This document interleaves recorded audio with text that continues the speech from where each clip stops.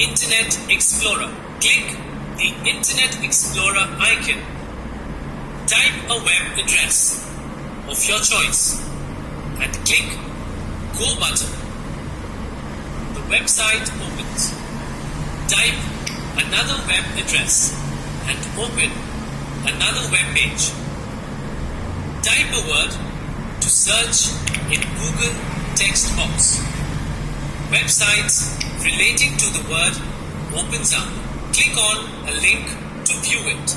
Click back arrow to go back to the previous page. Click Images link. Images related to the searched word appear. Click Tools button and select Internet Options from the drop-down list. The Internet Options dialog box opens. Type the web address you want as a home page. Click Apply to apply the changes. Click OK to close the box. Click Home icon in the web page. You will go to the page you had selected as a home page. Right-click in the browser. Select Menu Bar from the list. The menu bar appears.